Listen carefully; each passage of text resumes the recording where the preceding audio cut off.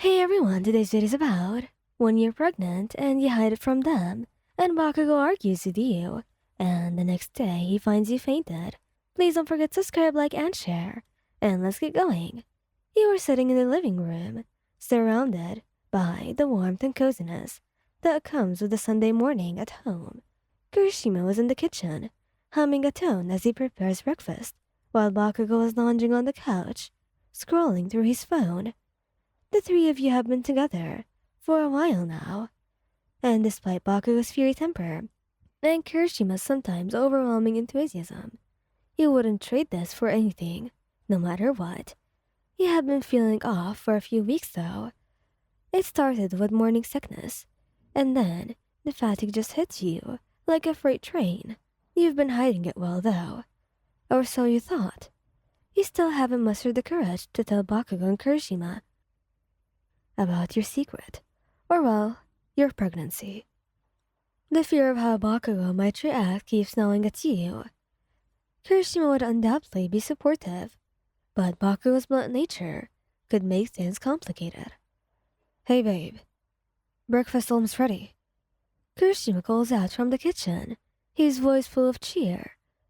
Thanks, Iji. You reply, trying to match his enthusiasm, despite the nausea that was rolling in your stomach.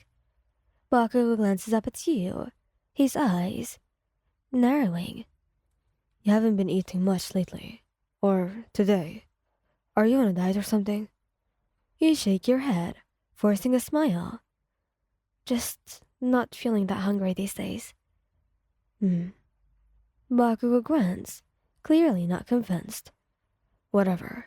Just don't start whining when you faint from hunger. You roll your eyes and decide to join Kirishima in the kitchen. The smell of pancakes fills the air, making your stomach churn. You lean against the counter, watching him flip pancakes with a practiced hand.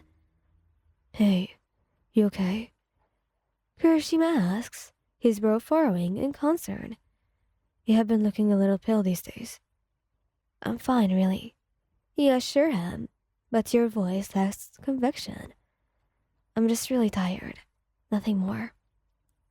Bakugo saunters into the kitchen, eyeing the spread on the table. About time you made something decent, he says to Kirishima, wrapping a pancake and taking a bite. Hey, he suddenly says, looking at you with a frown. Are you sure you're not actually dieting? I mean, I wouldn't be surprised. You're getting fat these days. Your heart skips a beat, and you feel a pang of anger mixed with hurt. Excuse me? You snap, crossing your arms over your chest. Well, yeah, you've been putting on some weight. Bakugo continues, completely oblivious to the emotional storm that he has just treasured. You better watch it. Kirishima's eyes widen, and he quickly intervenes. Katsuki, that's not cool to say, you know? You can't just say stuff like that.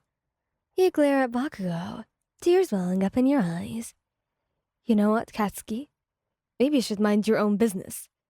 You storm out of the kitchen, ignoring both of their calls for you to come back.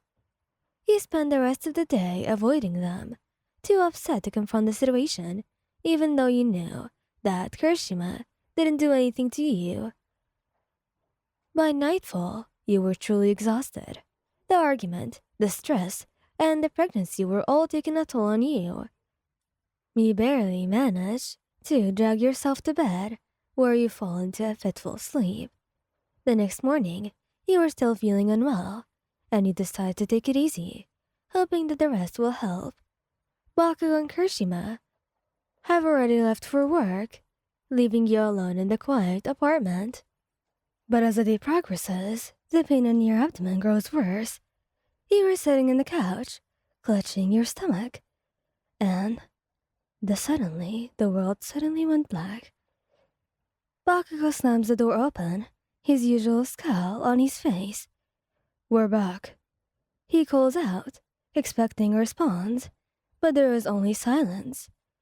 Kirishima follows from behind, his face lighting up with a smile that fades when he doesn't hear your voice. Hey, where are you? He calls out, concern creeping into his voice. They both search the apartment, their anxiety growing with each passing second. And when they find you in the bedroom, unconscious and surrounded by a pool of blood, panic sets in. Shit. Bakugo yells, rushing to your side. Wake up. Come on, wake up, man. Kirsten was already on the phone with emergency services, his voice shaking as he explains the situation. Please hurry. He begs, looking at your pale face with tears in his eyes. Bakugo cradles your head in his lap, his usual bravado gone. Come on, don't do this to us. He mutters, his voice breaking.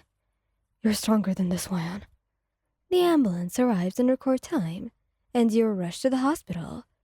Bakugo and Kirishima were right behind you. Their worry etched into their faces.